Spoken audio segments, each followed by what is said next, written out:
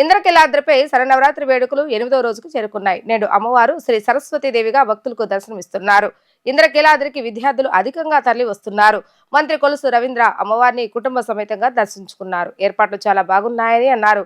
ముఖ్యమంత్రి నారా చంద్రబాబు నాయుడు 3 గంటల 30 నిమిషాలకు ఇంద్రకీలాద్రికి చేరుకుంటారని తెలిపారు.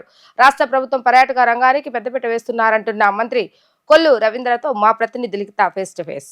ఇంద్రకీలాద్రిపై దేవి శరన్నవరాత్రి ఉత్సవాలు అంగరంగ వైభవంగా కొనసాగుతున్నాయి. 8వ రోజు అమ్మవారు జన్మ నక్షత్రమైన మూలా నక్షత్రంని వివిఐపి తాకిడి కూడా తాకిందని చెప్పుకోవచ్చు. ఈ నేపథ్యంలో అన్ని దర్శనాలు కూడా ఫ్రీ దర్శనాలు చేశారు.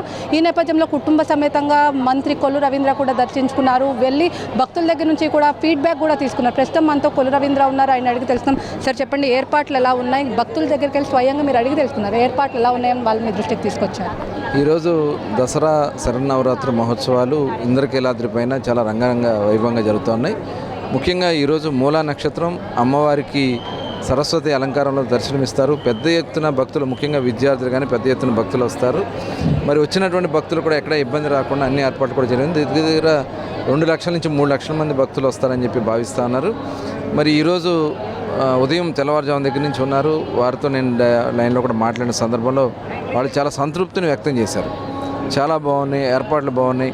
ఎందుకంటే ముఖ్యంగా ఈ అమ్మవారి ఉత్సవాలు స్టార్ట్ అయిన ముందే పూర్తిగా ఎండోమెంట్ మినిస్టర్ గారు కానీ, ఆలయ సిబ్బంది కానీ, అలాగే దేవాదాయ శాఖ, అలాగే ముఖ్యంగా పోలీస్ శాఖ, రెవెన్యూ శాఖ, మున్సిపల్ శాఖ, కలెక్టర్ గారు అందరూ కూడా కూర్చుని ఎట్లా చేస్తే బాగుంటుంది అన్ని ఏర్పాట్లు కూడా చేయడం జరిగింది.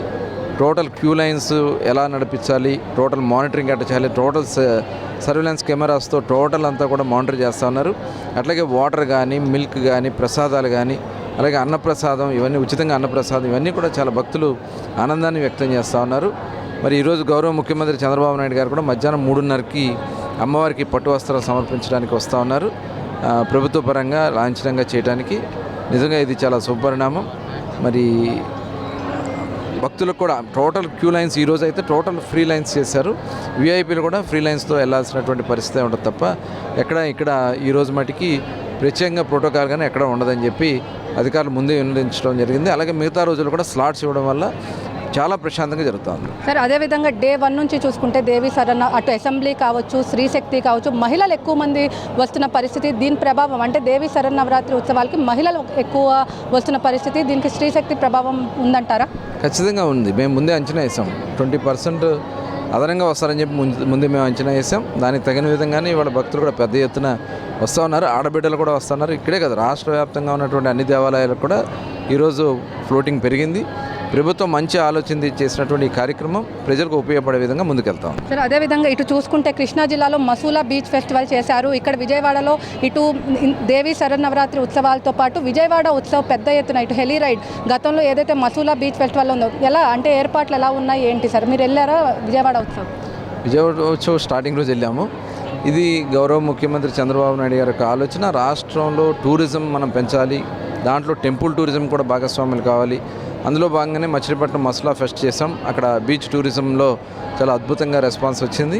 అట్లాగే ఏదైతే విజయవాడ అమ్మవారి ఉత్సవాలకు సందర్భంలో మైసూరులో ఏ రకంగా అయితే అమ్మవారి శరన్నవరాత్రి ఉత్సవాలు అక్కడ జరుగుతాయో అలాంటి విధంగా అక్కడ చండీ అమ్మవారు అక్కడ ఉంటారు.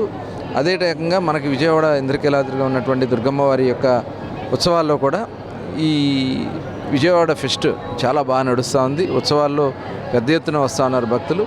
డెఫినెట్గా టూరిజం రాష్ట్రంలో చాలా అవకాశాలు ఉన్నాయి. దానికి తగిన విధంగా ముఖ్యమంత్రి గారు ఏర్పాట్లు చేస్తారు. Thank you. ఇంద్రకీలాద్రిపై దేవి శరన్నవరాత్రి ఉత్సవాలకు అన్ని ఏర్పాట్లు కూడా చాలా అద్భుతంగా జరుగుతున్నాయని చెప్పి, అమ్మవారి మూలా నక్షత్రం సందర్భంగా తాకిడి కూడా చాలా ఎక్కువగా ఉంది. టెంపుల్ టూరిజంని డెవలప్ చేసేందుకు ముఖ్యమంత్రి పెద్దపీట వేస్తున్నారని చెప్పి కూడా ఇక్కడ కొల్లు రవీంద్ర అయితే చెప్తున్నారు.